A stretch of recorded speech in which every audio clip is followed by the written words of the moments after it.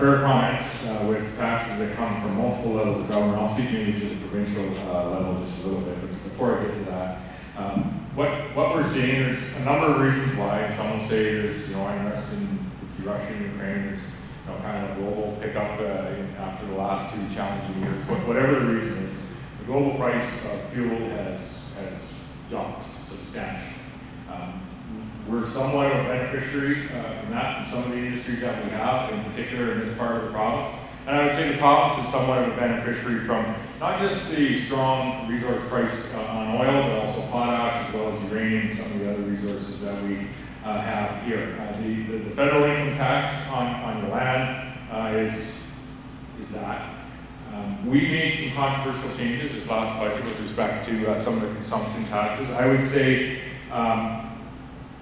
as natural resource prices have improved in the last 4 or 5 months, our financial position, the bottom line of the province is changing, and it's changing quite quickly, and it's changing for the better. We have, all of us own those resources, whether it be oil, whether it be potash, whether it be uranium, whatever it might be. All of those have increased in price markedly in the last while.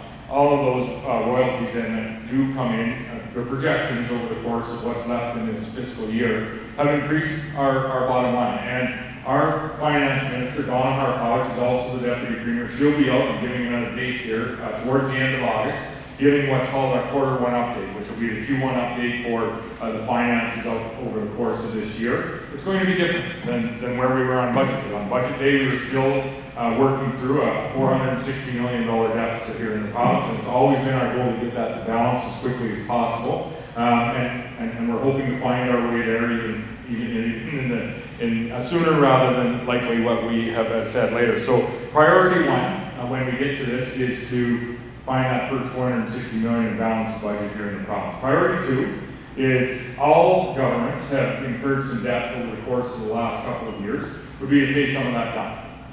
Priority 3 would be understanding that there are some inflationary pressures, and we spoke to some in agriculture, fuel, but there's a number of others in our personal life as well, for young families in particular, and others, is understanding that we all own this resource equally. Should we, as an inflationary pressure, look at returning some of that to families, the equal owners of the resource across the province. And so these are some of the conversations that we're having with our deputy premier, who is also our minister of finance.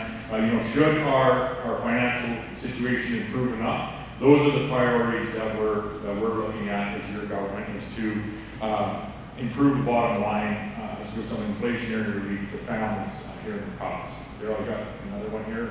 Yeah, I got questions about the carbon tax. What portion of that carbon tax does the province share in? Zero. Zero. Why are we paying it? That's a good question. It does nothing for the environment. I've been down yesterday. You spent $30 million putting the smoke in the ground. Nor are you for this or against it. It's like being pregnant. You can't be just a little bit pregnant. Man, you're preaching to the converted. I don't like carbon tax. I don't know. I don't like my power bill going up. No. And it's the most ridiculous tax that ever been introduced, right? And Let's turn rebel and get rid of that carbon tax, eh? Okay.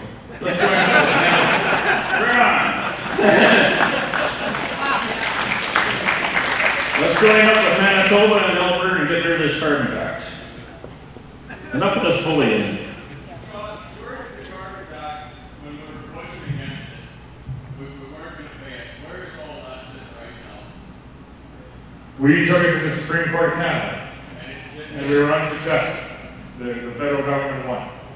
And herein lies actually a challenge as we move forward, and one that we're quite aware of, and one that we're working on. When you hear words come out of your provincial government, like we need to start acting like a nation within a nation and taking care of our own destiny, we need to, I'll just address the separation question right now. I don't know what that gains us.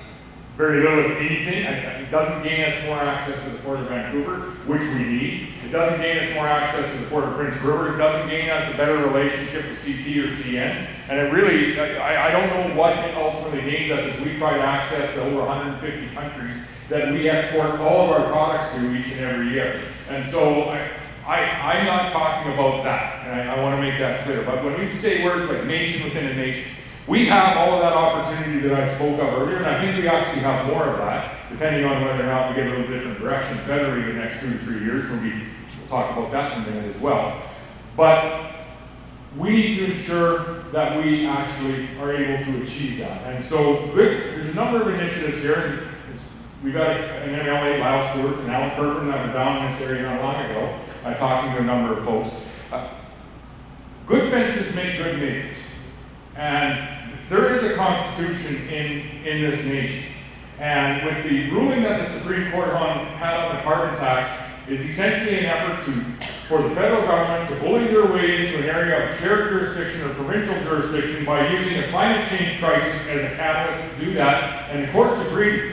And so what we need to do is we need to re-erect and repaint that fence between where the jurisdiction starts and ends for the federal government, where it starts and ends for the province. And so as we find our way into this fall, I would say that you are going to see some of the fruition of the work that Lyle and Alan have been working on in the legislative work that myself and Darryl and Steven and others will certainly do. And we need to re-erect that fence and draw the line in the sand on, there's your sandbox, there's ours, and then we can share a little bit here, but let's go in it together.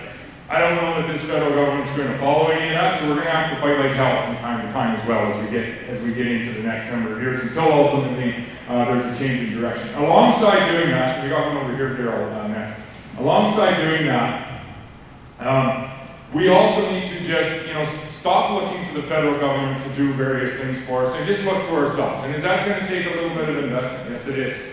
It's going to take investment in our own chief firearms commissioner, for example, which we have, who's interpreting gun laws here in the province. It's going to take us to maybe invest in some trade offices around the world. I mentioned the one that we have in the Philippines, which is one of 8 that we have around the world. We sell to over 150, some years 180 countries each and every year. We've selected 8 of our top markets, and we have boots on the ground each and every year, ensuring that we can continue with market access for our ag products, our potash products, our oil products throughout the U.S., as well as a number of other items that we sell around the world. I talked about the integration initiative that we put forward the other day. Dave Merritt, our Minister of Agriculture, had all of the Ministers of Agriculture here, got out to Ag in Motion, thankfully. And I think there's a few of them that's the first time they saw that. We actually aren't a bunch of knuckle-dragging climate change deniers out here. We actually steer all of our tractors with GPS. We have some pretty innovative equipment that's built just to the north of here that is already placing our fertilizer in the right place at the right time and the right amount. And this isn't quite what you think it is when you look at it from Ottawa. And so thanks to Dave for that. He also addressed the elephant in the room that of the federal government's 30% reduction in emissions on the fertilizer piece. I fully expect them to move forward with a piece of legislation on that this fall, of which we're going to address in a way that you'll see this fall. I also fully expect them to introduce a piece of legislation that will create a cap on oil production in Canada as well, which is the most ridiculous thing that we could be discussing at a time when the world is concerned about 2 things, energy security and food security. And we're talking about going down the same flawed policy path that we see in the European Union, pardon me, I was supposed to say the United Nations, European Union, where they have not only been pushing emissions out of their respective country, all the time backing up those emissions by buying their products from Russia, and we see what Russia is doing with the profits of that, becoming energy independent, actually becoming energy dependent on importing, in Germany's case, 65% of their gas from Russia. In the entire EU, 30% of their coal, 30% of their natural gas, and 30% of their oil is all coming from Russia. Meanwhile, they're preaching to the world, and Canada's heading down this path, preaching to the world about low carbon policies, low carbon initiatives, carbon taxes that should be introduced, and we're marching blindly down this path to a state of energy insecurity in not only Canada, but also North America. Food insecurity will be next, not only in Canada, but in North America and the world, because we contribute an outsized portion to that from this province. And so, you know what, from Saskatchewan's perspective, and we're preparing for this fall, and it isn't going to be easy, and we're going to gain some battles, and we're going to win some, and we're going to lose some, but we're actually not prepared to go down this path. We're actually not prepared to follow what is ideological policies around carbon-based policies that have been proven to put countries in a very vulnerable position, in particular in the European Union. In particular, when those policies are being delivered by what is a minority government that Canadians did not elect, that is being propped up by a third party, is ultimately a caretaker government in this nation that likely is going to be gone in the next year and a half to 2 years, maybe 2.5, it might be too long. And we're not going to put in place generational policies that are going to be harmful to our future on what is likely going to be a 2-year government. And so I had too much coffee today and I apologize.